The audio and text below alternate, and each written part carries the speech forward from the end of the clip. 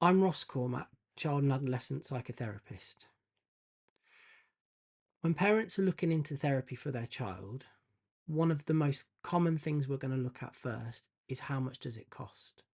And that makes sense because therapy is a big commitment, not just of money, but also of the time needed, the energy you got put into it, and also the impact of exploring the emotions that come up. When people are already stressed, it's really easy to think that the safest option is to go with the cheapest. Sometimes, though, behind that thought sits something that's a bit bigger, which could be about a fear if therapy is going to make your child worse, or if choosing this particular therapist will be the wrong one for your child.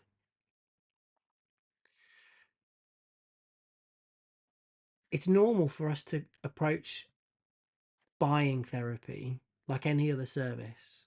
We'll compare the price, we'll look to see if we can get away with the cheapest and hope that that will make do. But therapy isn't a product. It's not like going to buy a new car and looking at a brand in that way. But it is really important that you're thinking about trust, safety, and connection. Of course, price is really important, particularly in a cost of living. Um, but what you really need to consider is whether the support of the therapist that you choose will help your child to move forward and that you've got confidence in that.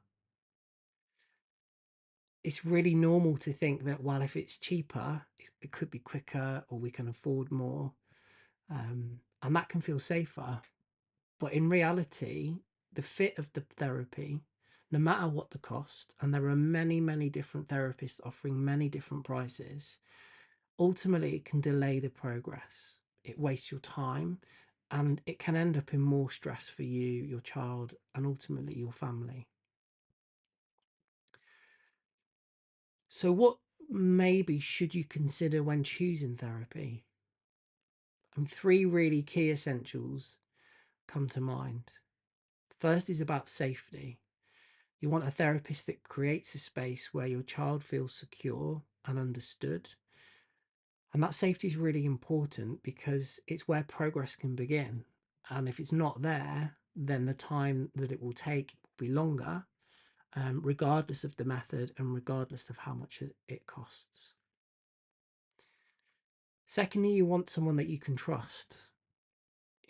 As a parent, you need to feel that you're working with someone that listens to you, respects your fears, and guides without judgment, and the same for your child. And therapy does work really well, or even the best, when trust flows both ways. So the therapist has trust that you trust in them. Thirdly, the connection. So therapy isn't a one size fit all, and it's really important that you really think about that at the start to find the fit between your child and therapist, and also for you as parents, because it's really important. A strong connection fuels confidence, and that's what helps in making lasting change. So when you get these three ingredients, safety, trust, and connection, and they become present in therapy, then the cost of it becomes a little bit less of the most important aspect. And you can appreciate then how much you're investing in your child and them getting better in the future. Therapists are here to work with children and families, and they really do aim to create safety so that we can use that for the process of change. If you're exploring therapists and you're really not sure what to do, and obviously cost is something that's a really important factor for you, then is to really try and find the person that's going to be the right fit. And that's really, really, really important. Um, you need to find the person that you feel is going to help your child thrive and also help you then as a family to overcome any difficulties. It can feel really overwhelming finding a therapist, and of course we're going to revert to price, but the three ingredients I mentioned are really important for you to feel like whatever step you take, that it's the right one for you, and also to appreciate some of these things take time. and you've got to have the feeling of some of the trust and connection from the start, and then to build on that. And also that any therapist looking at this and supporting you, they're not going to try and fix everything at once, but they are going to try and provide a platform that really slows and steadies things down. And that's where therapy can begin.